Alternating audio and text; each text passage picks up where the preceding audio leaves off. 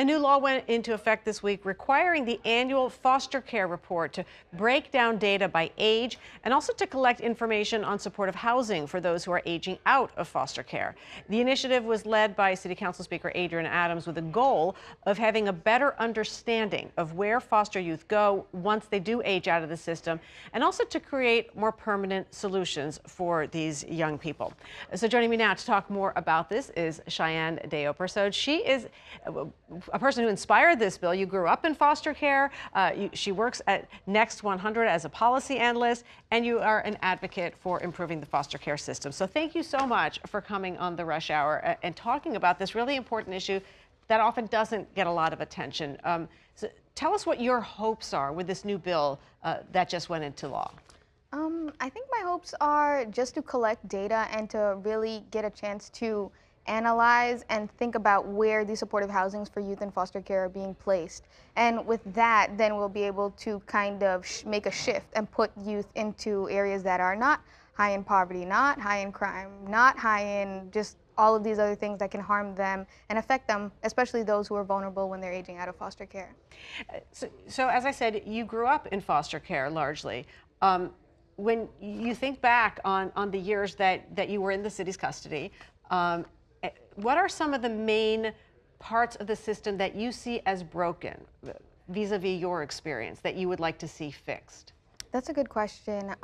When I think most of my time in care, I was well housed because I lived with one of my family members, but when I was transitioning out of foster care, I got placed into supportive housing, and some of the issues that I personally had to deal with, and I did a report on this at NY1, is a lot of me and other youth were dealing with power outages, infestations, broken cameras, broken locks, placed in these high poverty areas with high crime rates, and I didn't feel safe going home and things of that sort. And so that's why I kind of embarked on doing this kind of research to inform city council members and other people who are living in supportive housing to kind of understand that we're all going through this together and how can we make change. Yeah, and you say so you involved city council members, you got the attention of the city council speaker.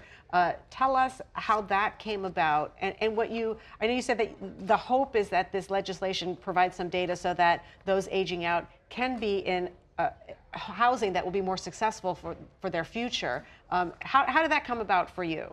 Well, when I went into foster care when I was 15 years old, and I was always an advocate. I always wanted to be a person that spoke up for my population and tried to inform the system of how it can make itself better.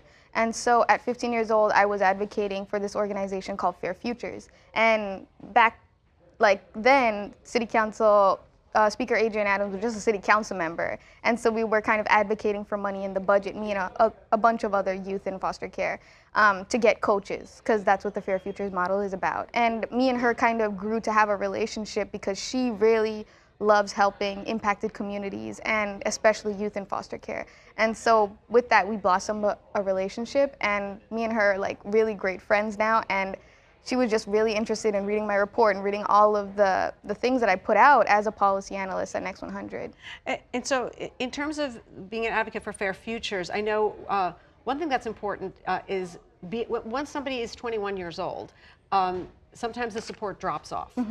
Tell us what that looks like and why it's so important that those young people continue to have support. That's a good question. So just as you said, when you're 21 years old, the system is technically no longer your parent. And so young people often fall into these gaps of having issues with housing, having issues with, all these sorts of different things. And so in order to kind of fill those gaps, you have to really analyze, create new research, ask them what they really need, and inform the things that they really need. And it's really important for people who have lived experience to kind of speak up and talk about what their experiences are in order to inform those changes. It's interesting because you talk about housing, and being in a supportive housing environment sets somebody up for success, and conversely, if you're not in that, it's very, very difficult to move forward successfully. I also want to ask about this essay that you recently wrote about Medicaid cuts coming and how that may impact young people. in foster care and aging out of the system. What's your concern there? That's a good question. You read that? I didn't know you read that. I wrote we do that. Our research here. I wrote that in conjunction with a bunch of people at the Century Foundation and a few others, policy analysts at Next 100. And it was really, really important for me to put in my voice there, because when youth in foster care are at the age of 21, sometimes their Medicaid is kind of cut, and their health insurance, they fall into like those gaps that I mentioned. And it's really important to kind of put the focus on these youth, especially because, like you said earlier, these like spotlight and those issues aren't brought to the forefront.